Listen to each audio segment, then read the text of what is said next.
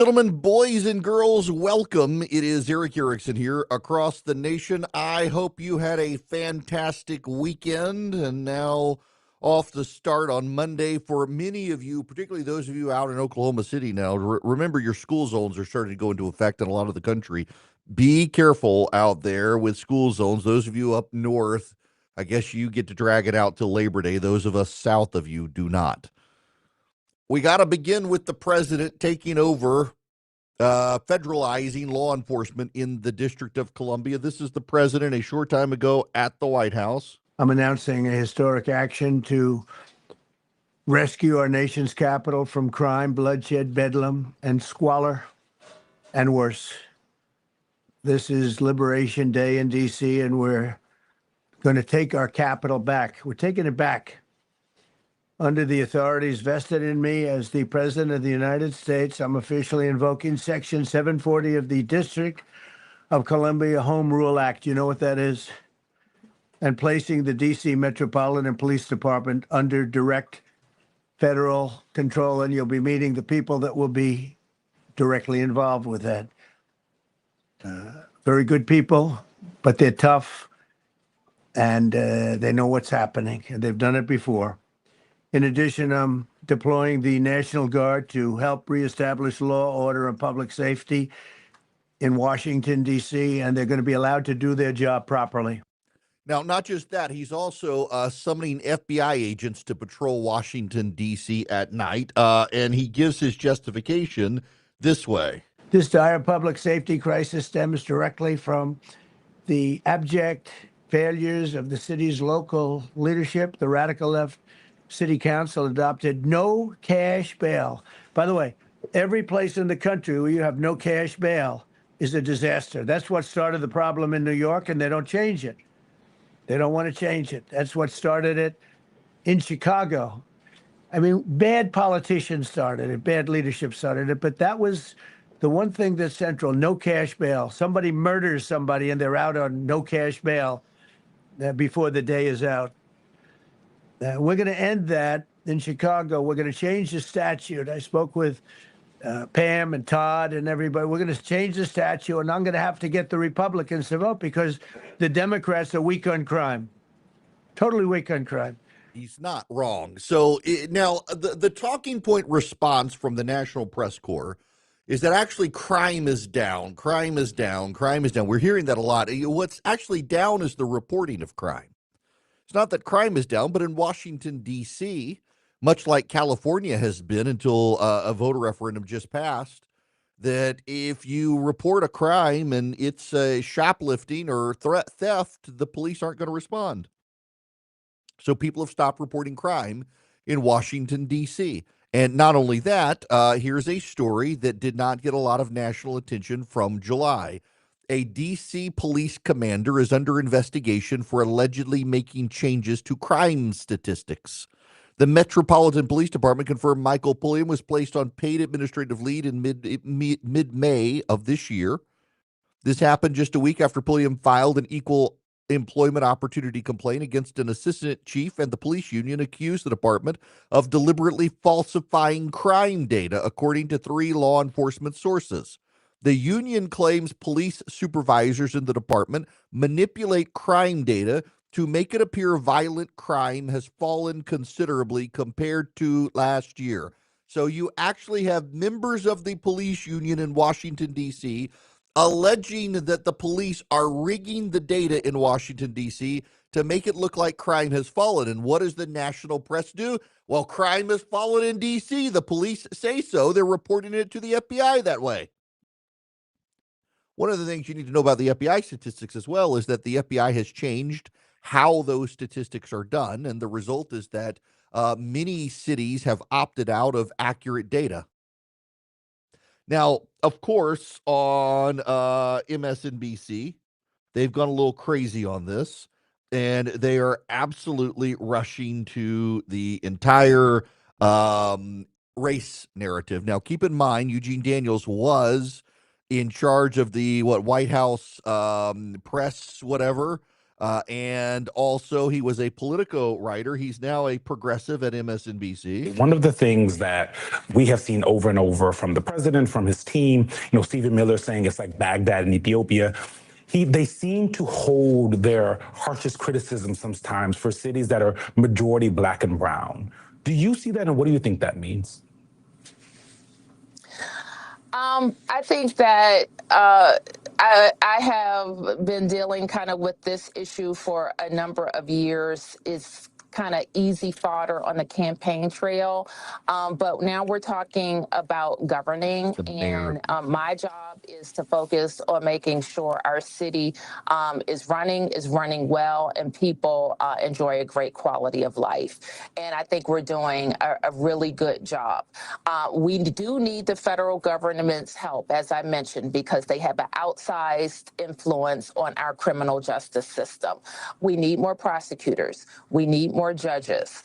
There are other ways to help. Even we want to rebuild our jail, and there are ways that the feds can help with that. But also just doing their part, cutting the grass, fixing the fountains, making sure that federal law enforcement is doing all of the policing that they can do. And I just have to say thank you to MPS, FBI, ATF, who've always worked cooperatively with us, and we expect that they will again.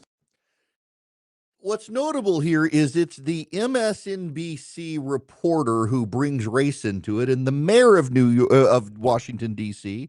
doesn't take the bait. She could have taken the bait. Instead, she thanks the ATF and the FBI and the National Park Service. The reporters want to make the race narrative. The reporters do. Here's the facts about Washington, D.C. If you go to Washington, D.C., it's divided into quadrants. D.C. is diamond-shaped. And where the U.S. Capitol is, that's the dividing line for Washington, D.C. That's how they divide Washington. So you have northwest of the Capitol, northeast of the Capitol, southeast of the Capitol, and southwest of the Capitol. Those are the districts. And you have, moving north of the Capitol, the letters are A, B, C, D, E, F, G, H, alphabetized letters. South, same thing, A, B, C, D, E, F, G. And then west, going north and south, they're numbered. They're numbered roads. So 1st Street, 2nd Street, 3rd Street, 4th Street. And you tell where you are. DC is one of the easiest cities to navigate, because if you're at I Street and 14th Street Northwest, you know that the Capitol is southeast of you and that you're in the quadrant where the White House is. If you're at G and 5th Street Southwest, you know the Capitol is northeast of you. You're towards the river. Towards the Potomac. It's a very easy city to navigate. It also has a great subway system. But here's the problem.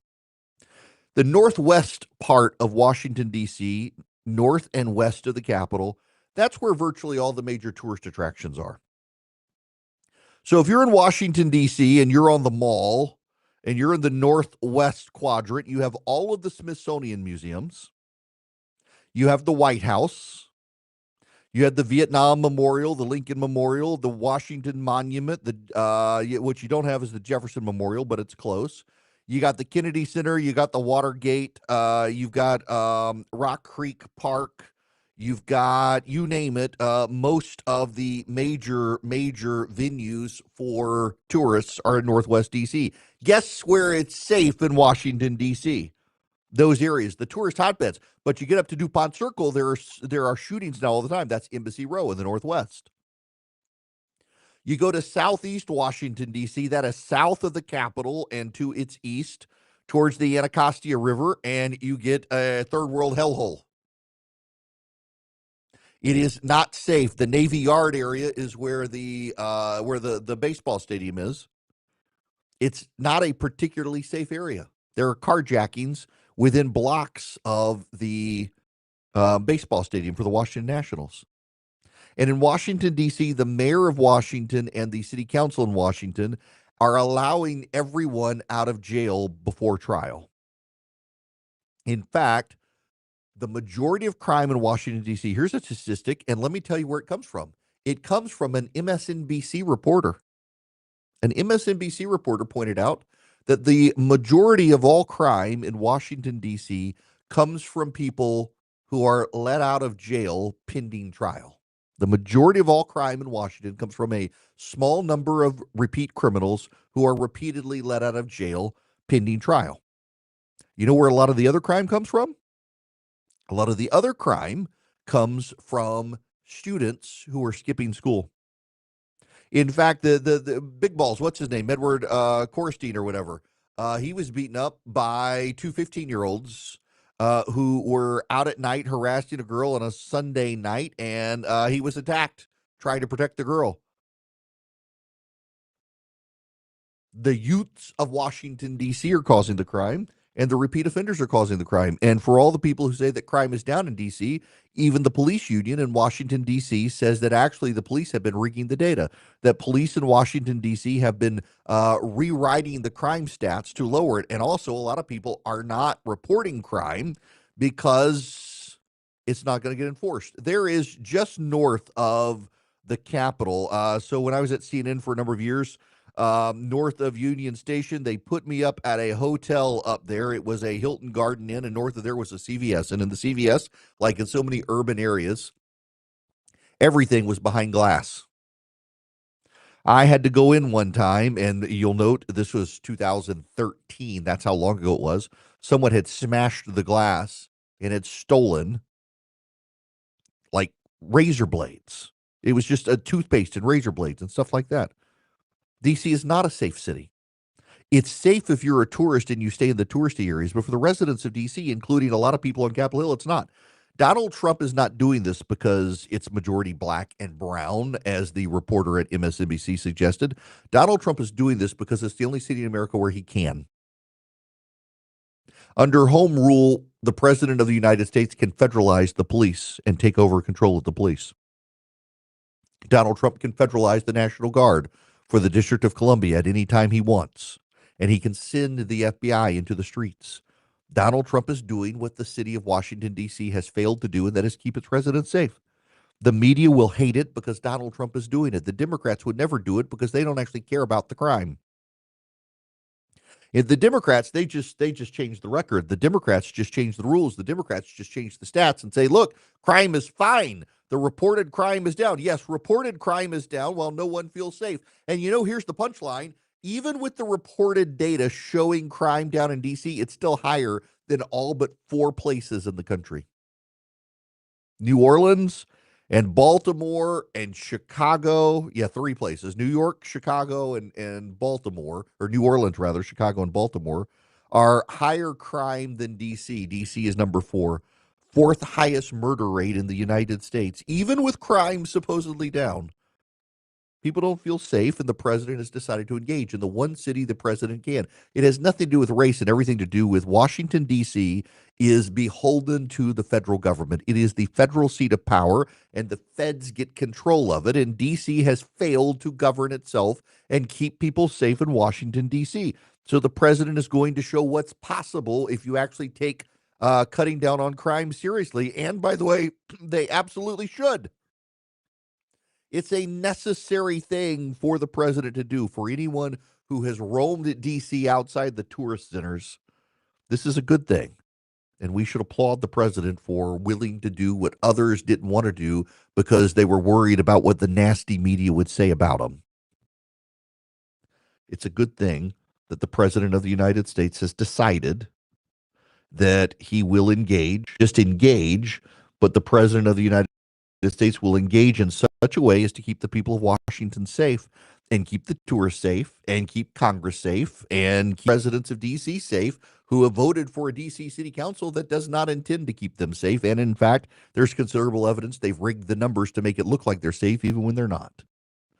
That's a problem that the president and everyone involved is going to have to deal with. And it's a problem that the people of Washington, D.C. are going to have to resolve on their own. It's a problem, a real problem, that in Washington, D.C., the city has decided, because of Democratic politics and the like, that it would rather not have things safe than actually take charge of the police and force them to do the law. And by the way, it's the local prosecutors as well who have chosen not to prosecute. And the U.S. attorney in D.C. is hindered in what she can prosecute. When it comes to youth crime, the U.S. attorney in D.C. is not allowed to prosecute at all. Now, we got to go to commercial break here, and I got to tell Kobe that the soundboard is dead, so he gets to play the outros here so that we can go to commercial break, and we will reboot the system and be back in just a moment.